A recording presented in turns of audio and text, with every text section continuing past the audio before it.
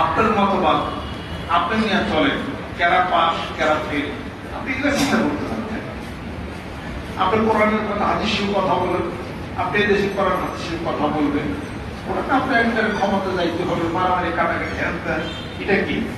আবার মনোপ্রাপ্তি আবার নাম নতুন করে নাম দেন, ওরাও নাম আছে আছে আল্লাহ রাসূলের জন্য করেন, যে পাইছি পান, কোনো সমস্যা নেই।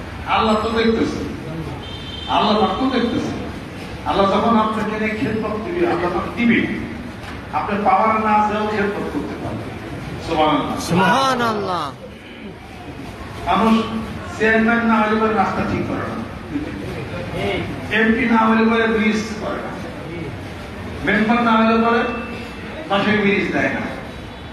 আপনি মানুষের খেদমত করেন, জনগণের খেদমত করেন, পাওয়ারে না যায় করেন, ওইটা আল্লাহর জন্য।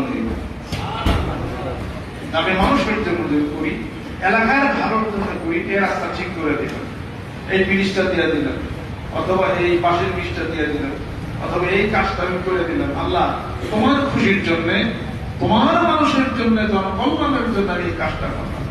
আমি 10টা টিউবওয়েল দিয়ে দিলাম, 10টা গরিব মানুষের একটা টিনের ঘর উঠিয়ে দিলাম, ওইটার সাজা হাসরের ময়দানে পাবে। সুবহানাল্লাহ। মেম্বার আর চেয়ারম্যান হওয়ার জন্য যা কিছু করবেন এগুলো সব বাতিল হয়ে যাবে। আর এমপি হওয়ার জন্য যা কিছু করতেন, নিজের টাকা পয়সা, বৃষ্টি, অমুক মসজিদে 3000, অমুক মসজিদে 10,000, অমুকে কাপড়, অমুকে জিম, অমুকে জীবন, এগুলো সব হাসপাতাল ময়দানে কোনটার সব পাবেন না।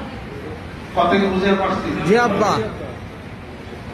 এরকম যদি কেউ এসে থাকে, কয়েক আসলাম কি এর লিগে বিরাজ কেউ উপবাস করবে, এই হলো সত্য। আমি যা আমল করি আমি তো এক লক্ষ, আমি কোন দলের লোক না। মানিকগঞ্জ দরবার শরীফ নির্দলীয়, মানিকগঞ্জ দরবার শরীফ মানবতার দল করে, দেশের ভালোবাসার দল করে, কোরআনের দল করে, হাদিস শরীফের দল করে। সুবহানাল্লাহ। তুমি কোন তরিকার মুরিদ হয়েছিল? আমি তো চিস্তের ছাগিয়া।